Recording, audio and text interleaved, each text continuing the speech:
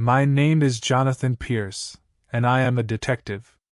I was called to investigate a disappearance that seemed impossible even before I arrived. A man named Victor Hale had moved into an apartment in an old building downtown. Neighbors claimed they never saw him, and management insisted that the apartment had never been rented. The building itself was ordinary: faded brick walls, narrow hallways, and a faint smell of mildew that clung to the stairwell. But as soon as I stepped inside, I felt something was off. The hallway stretched longer than it should have, shadows shifted unnaturally, and the sound of my boots echoed too loudly, as if the space was exaggerating each movement. I reached the apartment door. It was number 4B, plain and unremarkable, with chipped paint and a scratched brass number plate. I knocked. No reply. The lock was old but functional. I tried the handle. It opened easily. Inside, the apartment was furnished exactly as the neighbors described: a couch, a table, a few chairs. But it was empty. Everything was neat, untouched. A small stack of mail sat on the counter, all addressed to Victor Hale, but every envelope was marked "Return to sender." I walked through the rooms carefully. The kitchen looked used, yet no signs of recent activity were visible. The bathroom was clean, with towels folded perfectly. In the bedroom, the bed was made as if no one had ever slept in it. And yet, every detail suggested that someone had been living here: dishes stacked in the sink, a jacket draped over a chair, a notebook left open on the desk. I checked the windows. The view overlooked the street below, bustling with late-night traffic. No one could have entered or left unnoticed, yet Victor Hale had vanished. The building management swore he had never rented the apartment. Neighbors swore they had never seen him. The evidence and the reality contradicted each other entirely. I spent hours inspecting every corner. The walls were solid, but I could swear that the sounds in the hallway shifted with each step I took. Footsteps seemed to echo when there was no one else in the building.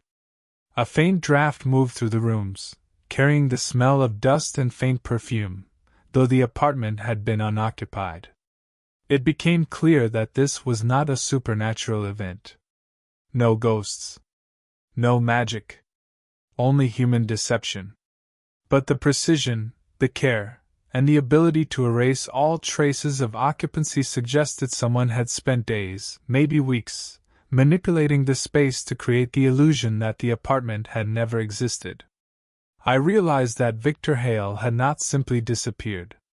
He had been trapped, or hidden, by someone with knowledge of the building and a desire to make him vanish completely. And as I stood in that silent, perfectly arranged apartment, I understood that I was entering a puzzle, designed not just to conceal one man, but to confuse anyone who tried to find him. I began examining the apartment more carefully, tracing each corner with my eyes, my hands brushing against the walls and furniture as if seeking some hidden clue that had been deliberately left behind. Every detail felt deliberate: the arrangement of the chairs, the placement of books on the shelves, even the angle of the lamp on the desk seemed chosen to create a sense of order while hiding something. The more I looked, the more I noticed inconsistencies. Electrical outlets that had been replaced recently. Floorboards that creaked differently in one corner. A faint line in the wallpaper where it had been patched, but the patch did not match. It was subtle, but my experience told me that these anomalies were intentional, a map of manipulation by someone who knew exactly what they were doing. I moved toward the bedroom closet. The door opened smoothly, revealing neatly hung clothes, but a faint draft escaped from behind the back panel. I pressed my hand against it. The panel gave slightly. With careful effort I pulled it aside. Behind it was a narrow passage, just wide enough to squeeze through. The air inside smelled faintly of dust and damp concrete, and the space seemed to extend farther than the dimensions of the building should allow. I took a flashlight from my pocket and entered, every step deliberate, my senses sharpened by the uncertainty of what might lie ahead. The passage led to a small hidden room. It was bare except for a few items neatly arranged, a notebook, a backpack, and a single jacket. The notebook's pages were filled with meticulous notes, diagrams, and names, including Victor Hale. Everything here suggested planning, observation, and control. No chaos. No panic. Only precision. I realized that this was not a desperate hiding place. It was a controlled environment, designed to conceal Victor Hale completely from anyone who might search for him. And yet, the person responsible had made subtle errors, small enough to allow a trained investigator like me to trace the clues. I returned to the main apartment and noticed something new. The walls seemed to shift subtly, or perhaps my eyes were adjusting to the dim lighting. Footsteps echoed again, soft and deliberate, but no one was there. I began to understand the psychological strategy of the perpetrator: disorientation, tension, the slow erosion of certainty. Every step I took, every glance I made, had been anticipated.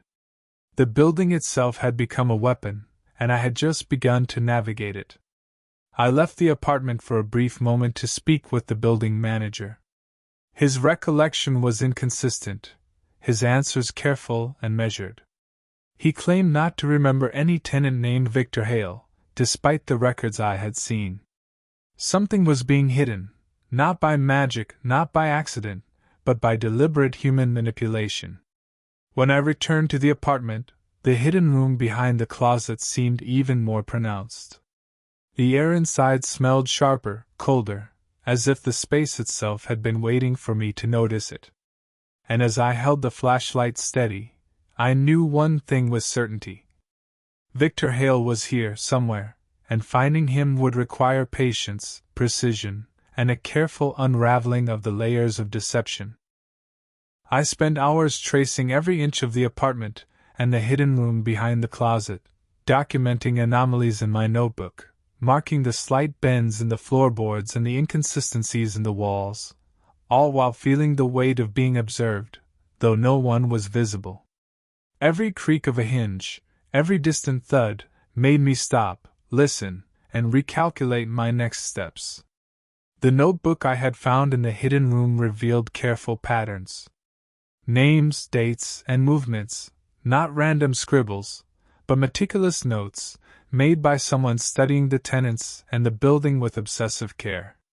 Victor Hale had been tracked, watched, and ultimately confined by someone who understood both human behavior and the architecture of the apartment. I returned to the apartment itself and noticed that subtle changes had occurred since my first inspection. A chair slightly angled differently. A faint smudge on the floor.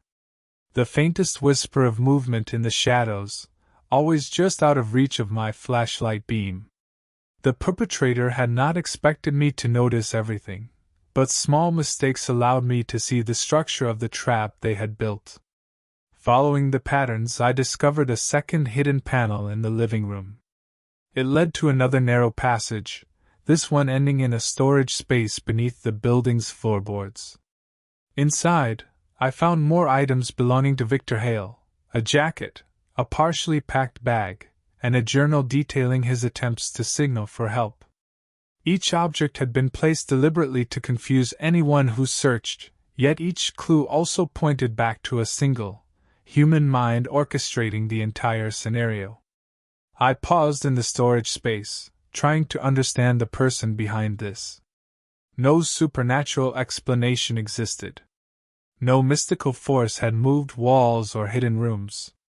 Only planning, calculation, and a cold, meticulous mind. Every detail in the apartment, every hidden panel, every trail of belongings had been constructed to hide Victor Hale completely from the world. And I had just begun to understand the depth of that planning. The sense of being watched intensified. Footsteps echoed faintly above me, and shadows in the hallway seemed to move independently. The perpetrator was near, observing, studying my movements, perhaps even guiding me to uncover these clues in a controlled fashion. Every step I took was part of a psychological game. I left the hidden storage space and retraced my path through the apartment. The building now felt like a labyrinth, familiar yet subtly altered. Every corner, every doorway, every shadow seemed intentional, constructed to disorient anyone who entered. I realized that discovering Victor Hale would not be simple. It would require patience, precision, and an understanding of the mind behind this elaborate deception. And in that realization, I understood something darker. The perpetrator was not desperate. They were methodical, patient, and entirely confident in their ability to manipulate both space and perception. Victor Hale was only a part of their plan, and I was now walking into a web carefully designed to ensnare anyone who sought the truth. The apartment no longer felt like a home. It was a labyrinth, each room a corridor and a mental trap designed to disorient and confuse anyone who entered. I moved carefully, flashlight cutting through the shadows, my ears straining for the faintest sound that might indicate movement. Every creak of a floorboard, every sigh of air through the vents, seemed deliberate, as if the building itself had been arranged to observe me. I discovered another hidden passage behind a bookshelf in the living room. The wood was hollow, the shelf slightly off level, and a faint line in the carpet suggested it had been moved recently. Inside the narrow corridor, the air smelled of dust and faint perfume. It was silent, too silent, as though the absence of sound had been designed to heighten tension.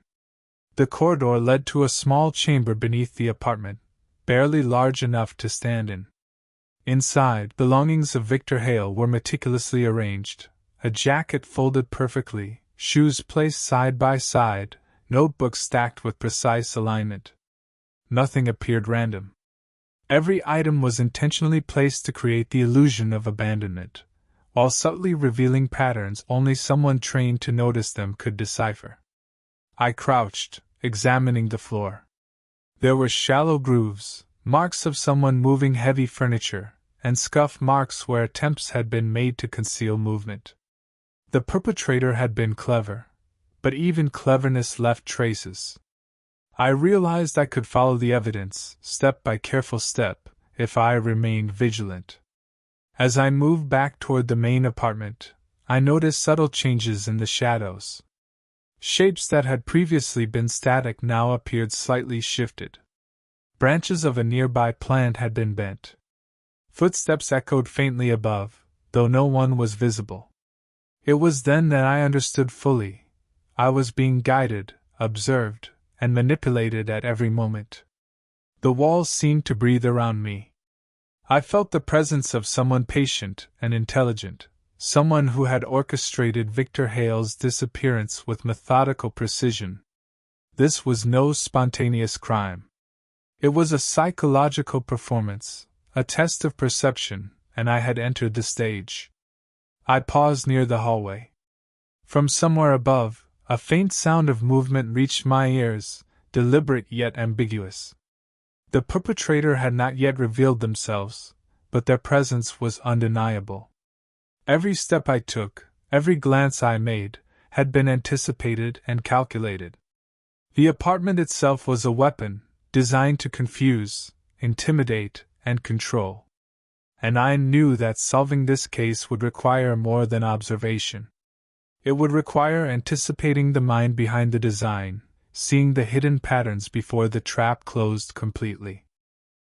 I moved cautiously through the apartment, every sense alert, aware that the building itself had become a psychological trap, each shadow and corner deliberately designed to confuse and manipulate. The hidden corridors, the carefully arranged belongings, the faint echoes in the walls, all pointed to a single truth. Someone had orchestrated Victor Hale's disappearance with meticulous precision. From the corner of my eye, I noticed movement. A figure emerged from the shadows, calm, deliberate, and fully human. No disguise, no supernatural presence. Just a person who had spent days, perhaps weeks, manipulating the apartment, observing its inhabitants, and guiding them into concealment. Their eyes locked onto mine, sharp, calculated, unyielding. They spoke softly, almost a whisper, yet every word carried authority. "You found the apartment." "Not many do." The voice was void of anger or fear.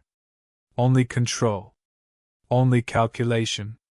Every detail in the apartment, every hidden room, every arranged belonging had been part of a design, and I had stepped into it willingly, tracing the breadcrumbs left intentionally for someone like me, patient, observant, and insistent on truth.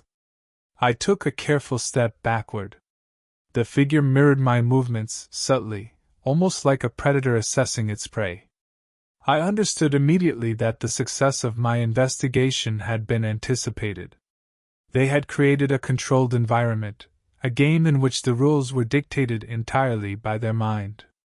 Victor Hale was alive, confined, but not harmed beyond the psychological manipulation, yet freedom would only come if I outsmarted the architect of this trap. I studied the space. The hidden rooms, the marks in the floors, the arrangements of objects, all suggested patterns. I began to move deliberately, following these patterns, forcing the figure to reveal their position. The person was clever, but the human mind leaves traces, and I used every anomaly to anticipate their moves. Finally, I reached the corridor leading to the main apartment. Victor Hale emerged from a small concealed room, dazed, pale, but alive. The figure froze as they realized their prey had escaped, and in that moment, the controls shifted. I guided Victor toward the exit, careful to avoid the subtle traps and obstacles that had been set with precision. We stepped into the hallway. The shadows seemed to stretch and shift, but the figure remained silent, watching, calculating, and perhaps already planning another puzzle for the next unsuspecting investigator. I realized something chilling: the forest of walls, the corridors of deceit, the deliberate concealment. This was human cruelty executed with patience and intelligence. No supernatural forces, no mystical interference, only a methodical, calculating mind. As we exited the building, Victor Hale safe beside me, the night air felt impossibly heavy. I understood that this case was solved, yet the memory of the precision, the hidden spaces, and the human mind capable of such control would haunt me forever. The apartment that wasn't rented had been real all along, and the mind behind it remained at large, patient, intelligent, and terrifyingly human.